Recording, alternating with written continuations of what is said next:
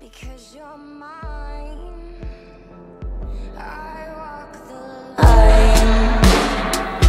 I find it very, very easy to be true.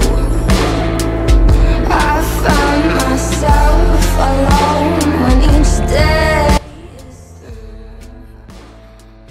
Yes, So today we are going to be taking a look at that amazing transition I just showed you in that little edit thing I done. And it's a really nice transition. It's so quick and snappy.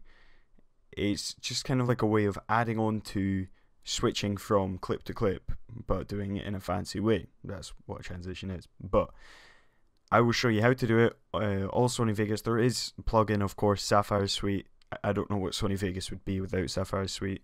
If you don't have it, find your own way of getting it. But if you're just here to do this transition, then just go grab the trial and then do it.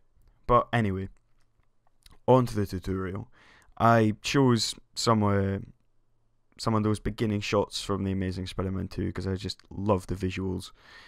They're absolutely crazy, and I've always wanted to do a bit of editing on them. I mean, you know, they are spectacular. I'm sorry, that was uncalled for. I shouldn't have done that. They're really ultimate trans.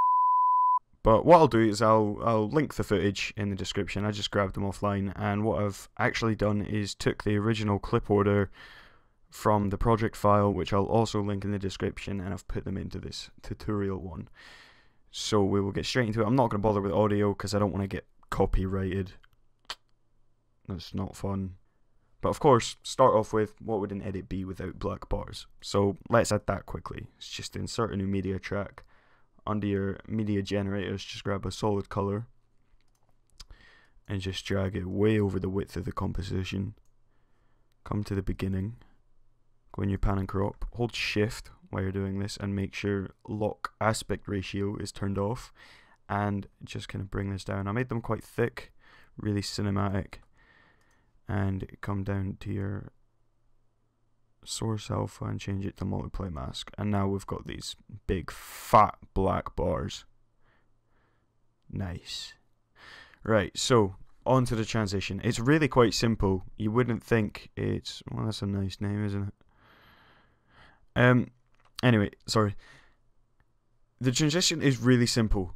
It seems so complex because of the amount of motion blur and the shake, and it's just two effects, and you keyframe them between the end and the start of each clip, and you can see if you just like that, it doesn't look nearly as good without that transition. I don't get why Mark Webb didn't just use that transition.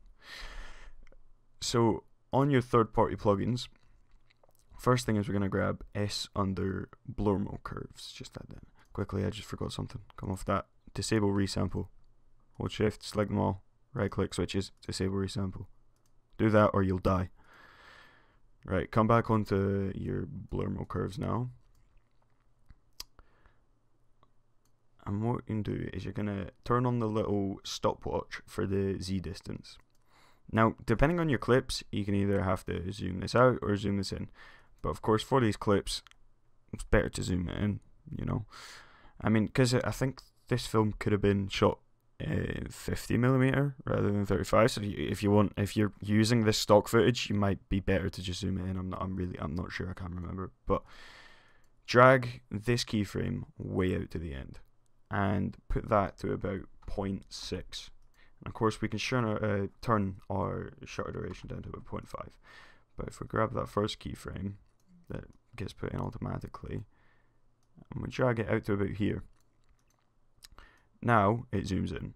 Just before the end, it zooms in.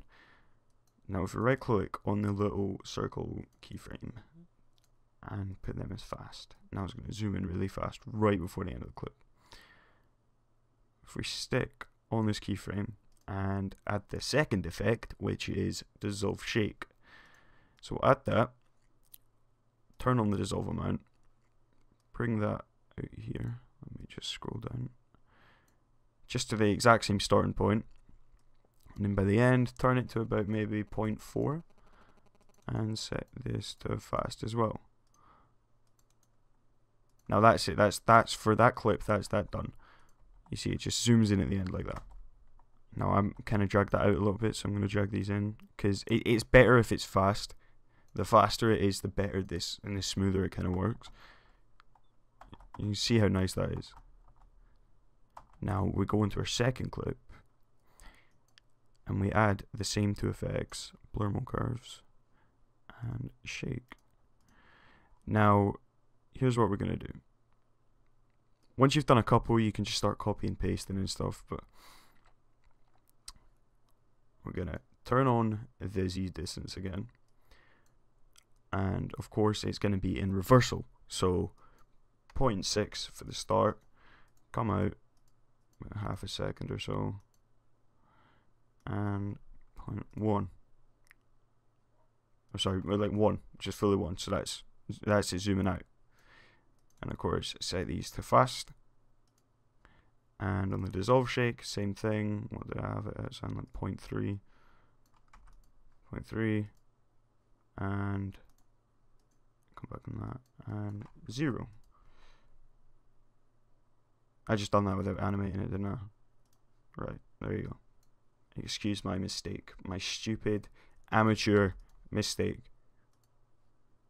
If you were smart enough to actually click the stopwatch, then you wouldn't have to be doing what I'm doing.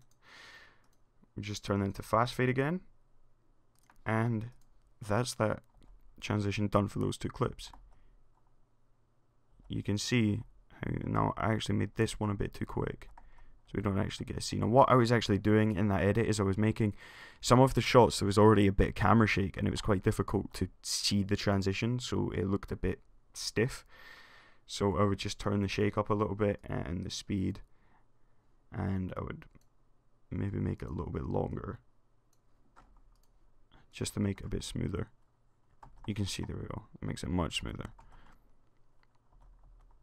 Now we're just going to do this on all of these clips, and I did do one for the final bit as well. And it, you know, if you're editing, you're vlogging, whatever you're doing, this is such a nice transition, and it doesn't need to be any mad effect that's synced up to music or that only editors can use. You can really use it however you want to, and that's what's good, is it's one of these transitions that's got a lot of freedom and doesn't look tacky. You know, it's not like a slide transition that you can't use on a number of things because it just looks stupid. So it's really, really smooth. So we'll just get on to the second clip.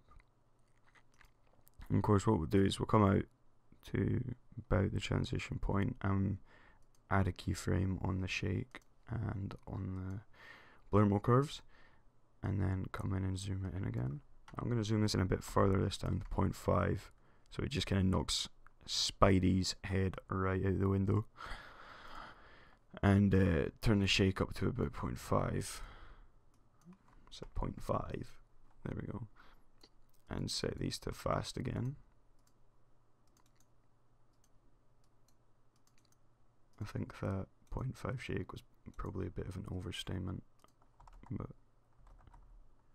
yeah, you see that it just doesn't look nice.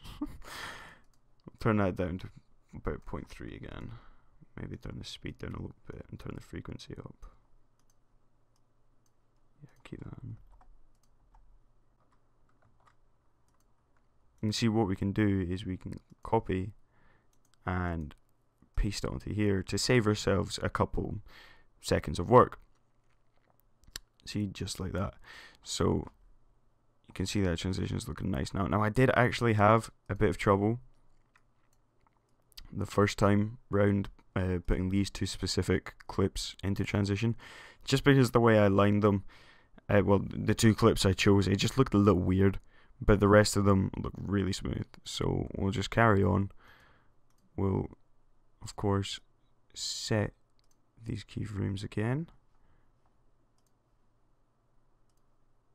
come in 0.3, in fact no, I think I've done like 0.4 for this one, and 0.6.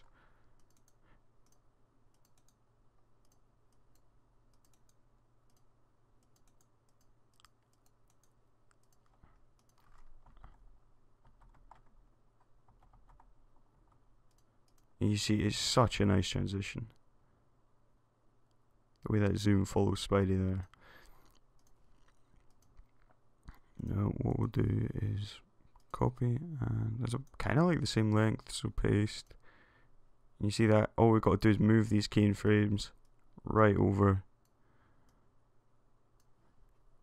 and that's that entire clip done now.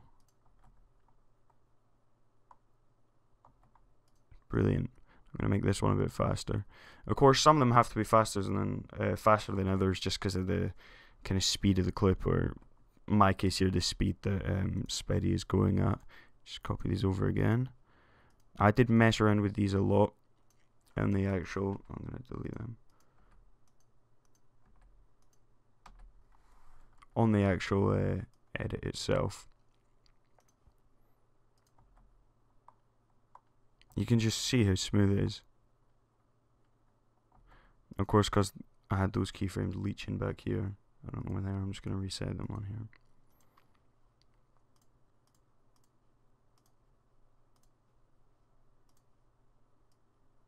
So what was that, like 0.4, 0.6, come out, 1 and 0, and just like that, that's another transition done. And you can see how fast it is. It's not as simple as adding some stupid effect that comes with all of these editing softwares. It's something manual, which instantly makes it better.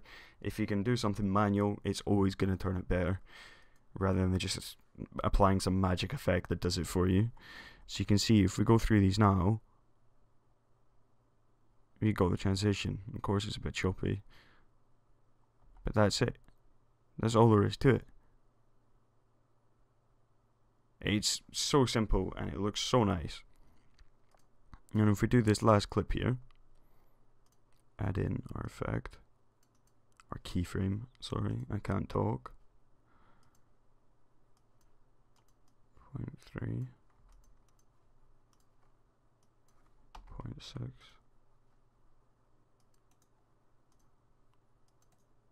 There's a fly flying around my room. I swear I'm about to punch it. Anyway, we just, of course, make these fast. Now, the reason we're making them fast fades is because if they're not, it doesn't complete the entire, like, for example, setting these to like 0.3, it won't go all the way up to 0.3, it'll like barely get there. And these have to be so slick and so fast that it makes it much nicer if you have them fast. I'm turning the shake up a little bit.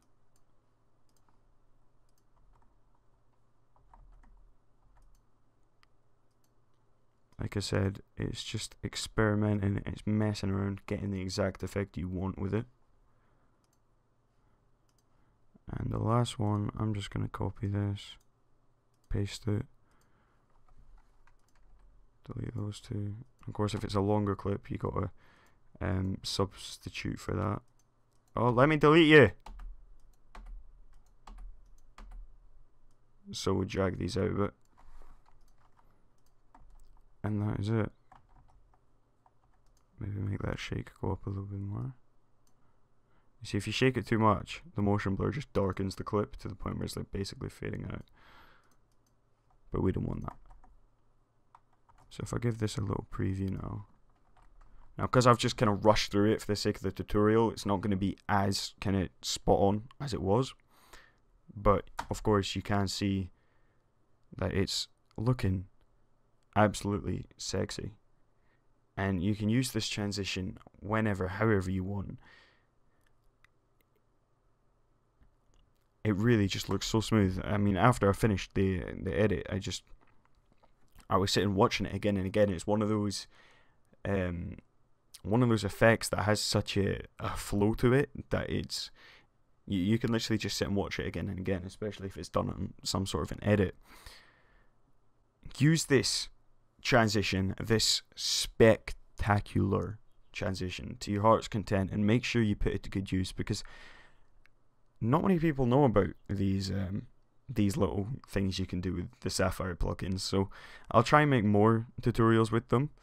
I haven't used them a lot in the forefront of my work. I mean, I've never really used one in any of my work besides Shuffle Gamers Intro. You can blatantly see it in the transitions and that after this tutorial if you go take a look at it now. But I hope this helped you, and experiment with it. If you do it and it looks shit, just download my project file and look through it, or just keep watching the tutorial until you get it right. You'll get it at some point because it's easy. Also, make sure you visit my Twitter or my Instagram to see some of the renders I do, and I'm going to be uploading as much tutorials as I can, so I will see you in the next tutorial.